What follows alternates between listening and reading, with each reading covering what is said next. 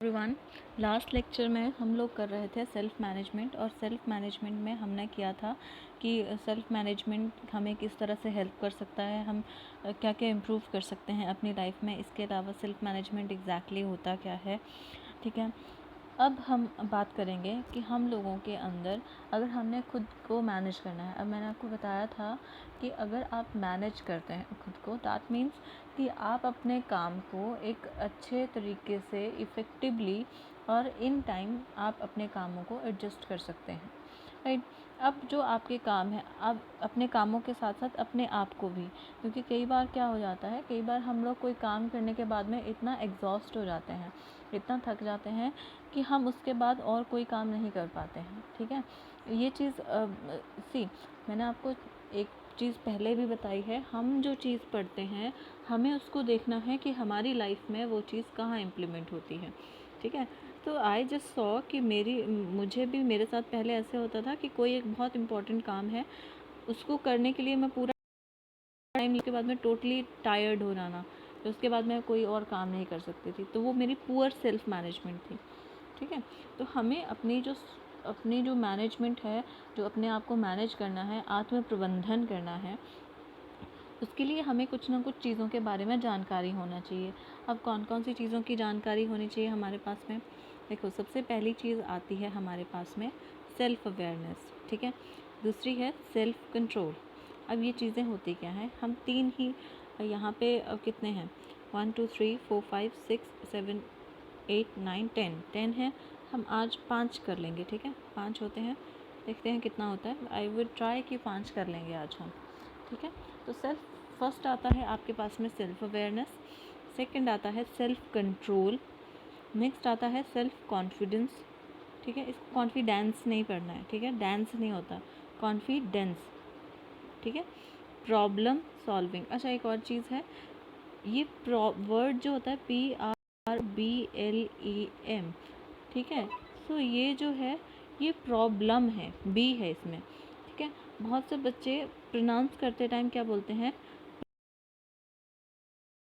Problem B है, problem B है, ठीक है। नेक्स्ट आता है आपका सेल्फ मोटिवेशन, ठीक है। तो टर्न बाय टर्न देखते हैं क्या होता है। अब सेल्फ अवेयरनेस, अवेयर होना, ठीक है। अवेयर होने का मतलब है जागरूक होना, ठीक है। अब सेल्फ मीन्स, सेल्फ का मीनिंग मैंने आपको फर्स्ट लेक्चर में भी बताया था, रिसेंट लेक्चर में, आत्म या स्वयं। अब स्वयं के बारे में हमने जागरूक होना है। स्वयं के बारे में जागरूक होने का मतलब क्या है?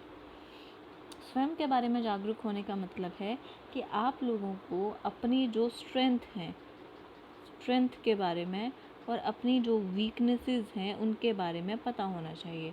मीन्स आप किस काम को करने में अच्छे हैं और किस काम को करने में आपको प्रॉब्लम आती है, ये आपको पता होना चाहिए, ठीक है।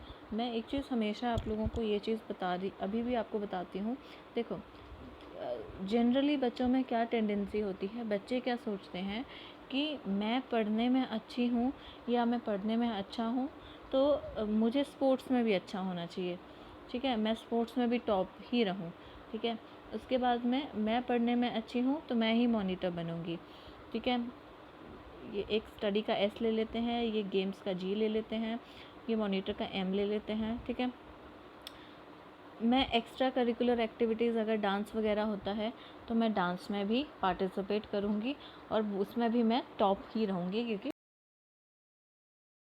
मैं तो के बाद में नेक्स्ट क्या है, मैं क्या करूँगी, मैं डिबेट में, जो आप भाषण प्रतियोगिता में पार्टिसिपेट करते हैं, मेरा डिबेट भी अच्छा होना होगा, क्योंकि मैं पढ़ने में अच्छी हूँ।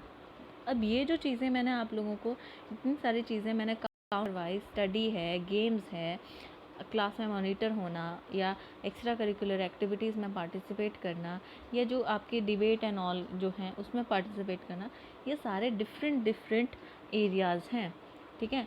हो सकता है कि एक बच्चे में ये सारी क्वालिटीज़ हों भी, ठीक है, मैं इस चीज़ को निगलेक्ट नहीं कर रही हूँ, बट ये ज़रूरी नहीं है कि अगर आप पढ़ने में अच्छे हैं तो आप ही को क्लास का मॉनिटर होना चाहिए।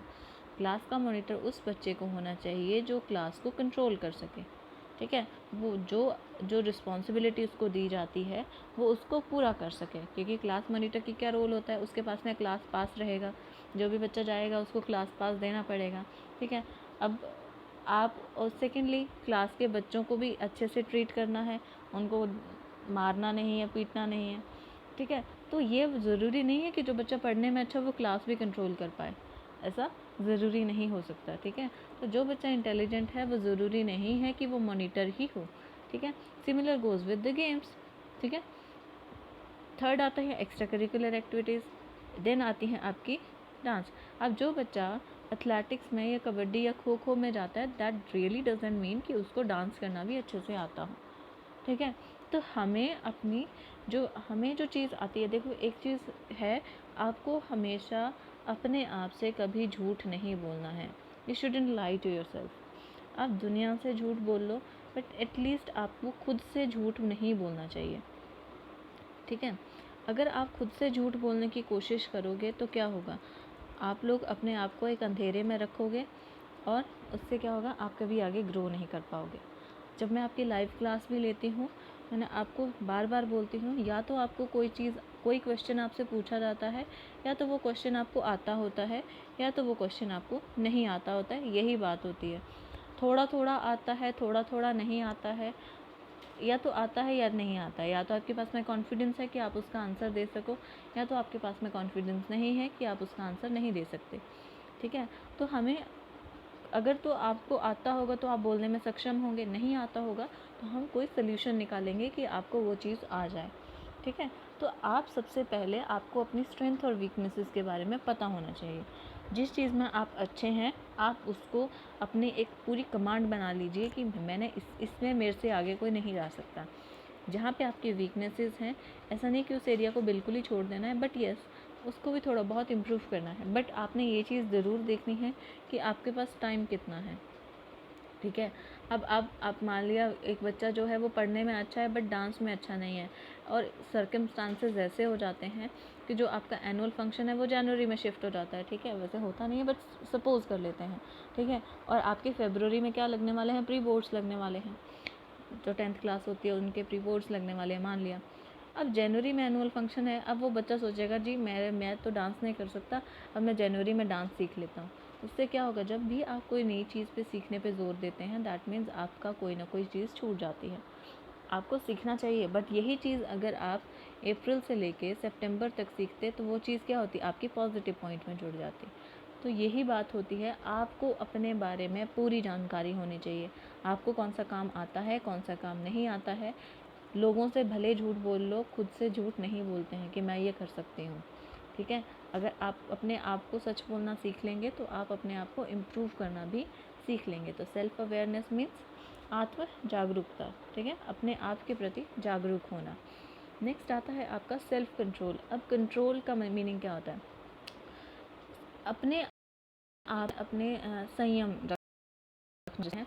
आपने क्या करना है, अपना बिहेवियर को कंट्रोल करना है, अपने डिसिप्लिन को कंट्रोल करना है। अब कैसे, देखो डिसिप्लिन और बिहेवियर दो अलग अलग चीज़ें होती हैं। डिसिप्लिन का मीनिंग है कि आपने क्या किया, आपने डिसाइड किया कि आज मैंने जो 3 सब्जेक्ट्स हैं या 4 सब्जेक्ट्स हैं इसके लेक्चर देखने हैं और उनके नोट्स बनाने हैं, ठीक है। तो आपका डिसिप्लिन क्या होगा कि आप उन 3 या 4 लेक्चर्स को सुन के उनके नोट्स बनाने का टाइम निकालें, चाहे आपका मन हो या ना हो, ठीक है।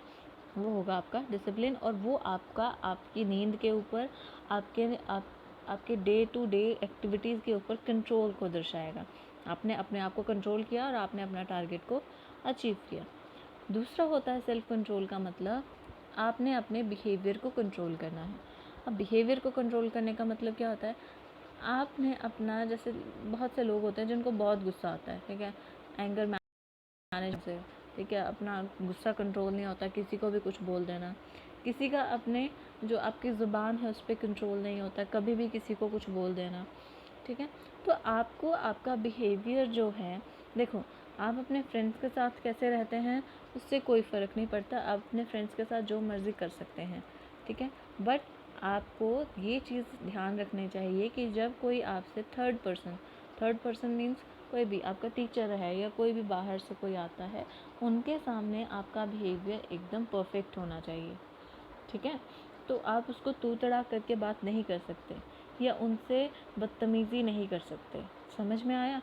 तो वो चीज़ आप क्या दिखा, तो आपकी कैपेसिटी, आपकी क्षमता अपने बिहेवियर को या डिसिप्लिन को मेंटेन करने की, उसको हम क्या बोलेंगे, सेल्फ कंट्रोल।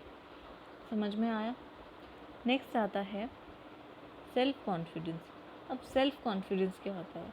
सेल्फ कॉन्फिडेंस का मीनिंग होता है आत्मविश्वास, खुद के ऊपर विश्वास होना। अब जैसे कई बार क्या होता है कि आप अब देखो, मैंने अभी आपको बताया कि आपको अपनी स्ट्रेंथ और वीकनेसेस के बारे में पता होना चाहिए। सेल्फ अवेयरनेस का मीनिंग ये है। कई बार क्या होता है, हम लोग अपने आप को ज़रूरत से ज़्यादा ही कमज़ोर समझ लेते हैं और उससे क्या होता है, हमारा अपने ऊपर विश्वास ही नहीं रहता। जैसे मेरे पास एक स्टूडेंट था, मैं उसका नाम नहीं लूँगी, ठीक है। मैंने उसको बोला, बच्चे आप एक काम करो, आप अपनी नोटबुक बना लो, आपको फाइनल में ईजी रहेगा, ठीक है। अब उसने क्या बोला, मैडम जी मैं क्या करना बना के, मैं केड़ा पास होना है। अब उस बच्चे का आईक्यू आप देखेंगे, उसकी याद करने की कैपेसिटी आप देखेंगे, मैंने जो क्लास में पढ़ाती हूँ वो बच्चे को याद रहता है, ठीक है। तो मतलब उसका दिमाग कमज़ोर नहीं है, उसने सिर्फ अपने दिमाग में ये चीज़ भर के रखी है कि मैंने पास ही नहीं होना है, तो मैं क्यों नोटबुक बनाऊँ। तो आपने अपनी लाइफ में इस तरह का कॉन्फिडेंस लूज़ नहीं करना है, ठीक है। आप में से भी बहुत से ऐसे बच्चे होंगे जो 6th-7th में बहुत अच्छे अच्छे मार्क्स लाते होंगे, ठीक है। 6th में या 5th क्लास में जो अच्छे अच्छे बच्चों में काउंट होते होंगे, ठीक है। अच्छे बच्चे मीन्स अच्छे बच्चे सारे ही होते हैं, मीन्स जो एक इंटेलिजेंट ग्रुप ऑफ स्टूडेंट है उसमें काउंट होते होंगे, ठीक है। बट बाद में थोड़े टाइम के बाद में उन्होंने अपने आप को क्या कंसिडर करना शुरू कर दिया कि मेरे से नहीं होगा, या फिर वो करना नहीं चाहते। बट आपको अपने अंदर इतना कॉन्फिडेंस लाना है कि मुझे पर्टिकुलर चीज़ जो है वो काम करना है, उसको हम क्या बोलते हैं, सेल्फ कॉन्फिडेंस। आपको अपने ऊपर विश्वास रखना है कि आप कोई काम कर सकते हैं। Next, problem solving. अब आपने खुद को मैनेज करना है, सेल्फ मैनेजमेंट सीखनी है, तो उसमें क्या होना चाहिए, अब आपकी लाइफ कोई ऐसा तो नहीं बेड ऑफ़ रोज़ेज़ होगी कि फूलों का आपको पूरा फूलों की चादर बिछी हुई मिलेगी कि आपको सब कुछ ईज़िली मिल जाएगा, ऐसा कभी नहीं होता है। किसी की भी लाइफ में कोई भी चीज़ ईज़िली नहीं मिलती है। किसी की प्रॉब्लम बड़ी होती है, किसी की छोटी होती है, बट हर किसी की लाइफ में कोई ना कोई प्रॉब्लम होती ही है।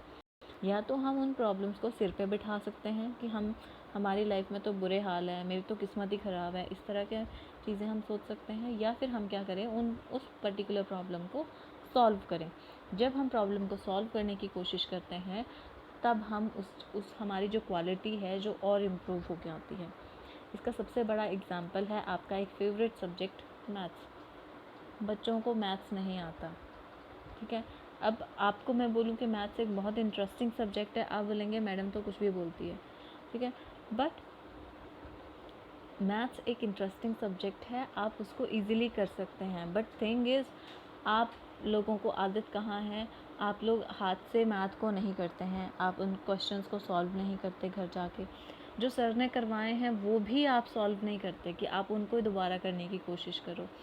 दूसरी बात, आप जो मैथ्स को रिवाइज़ करते हैं, जो एक इंटेलिजेंट ग्रुप होता है बच्चों का, वो भी बच्चे क्या करते हैं, उन क्वेश्चंस को दोबारा रिवाइज़ करते नहीं हैं। और जब एग्ज़ाम्स आते हैं तो वो कॉपियाँ सिर्फ खोल लेते हैं अपने सामने और मैथ के क्वेश्चंस को पढ़ने की कोशिश करते हैं, जबकि मैथ्स आपको बिना लिखे आ ही नहीं सकता, ठीक है। तो आप क्या कर रहे होते हैं, आप सिर्फ पढ़ाई का ढोंग कर रहे होते हैं जब आप मैथ की कॉपी को सिर्फ देख देख के रिवाइज़ करने की कोशिश करते हैं, ठीक है। तो मैथ्स के पेपर में अगर आपको पता है, आपको टाइम टेबल मिल जाता है, एक या 1.5 हफ्ते पहले मिल जाता है, तो आपको पता चल जाता है कितनी छुट्टियाँ हैं, तो आप उससे पहले ही मैथ्स का सिलेबस कंप्लीट कर लो, जो रिवीजन है उसको कंप्लीट कर लो, ठीक है। आप जितना ज़्यादा हाथ से मैथ को प्रैक्टिस करेंगे उतनी ही आपकी क्वेश्चंस को सॉल्व करने की स्पीड बढ़ती जाएगी। समझ में आया। तो आपको अपनी प्रॉब्लम्स के सॉल्यूशन खुद ढूंढने हैं। जब आप प्रॉब्लम के सॉल्यूशंस ढूंढेंगे, छोटी प्रॉब्लम से शुरू करेंगे, तब आप बड़ी बड़ी प्रॉब्लम्स का सॉल्यूशन निकाल पाएंगे, ठीक है। नेक्स्ट आता है आपके पास में सेल्फ मोटिवेशन। अब सेल्फ कॉन्फिडेंस का मतलब है आपको अपने ऊपर विश्वास होना चाहिए कि मैं ये काम कर सकता हूँ। मोटिवेट करने का मतलब होता है किसी को उत्साहित करना, हौसला बढ़ाना। तो अब आपका हौसला रोज़ रोज़ कौन बढ़ाने आएगा, किसी के पास इतना टाइम तो है नहीं, ठीक है। मैं I am your teacher, but मैं आपको ठीक है, मैं आपको मोटिवेट कर सकती हूँ कि आप ये काम करो, पर जब तक आप खुद को नहीं बोलेंगे कि मुझे ये काम करना है, तब तक आप वो काम कभी नहीं कर सकते। ठीक है, तो सेल्फ मोटिवेशन का मतलब होता है कि आपने अपने आप को, अपना जो उत्साहवर्धन है, अपने आप को मोटिवेटेड रखना है। ठीक है, अपने आप को नए नए काम या फिर अच्छे काम करने के लिए प्रोत्साहित करना है। ठीक है, मोटिवेट करने का मतलब है प्रोत्साहित करना। ठीक है, तो हमने 5 वर्ड सीखे आज। सबसे पहला वर्ड था self awareness. Self awareness, self awareness का मतलब होता है स्वयं के प्रति जागरूक होना।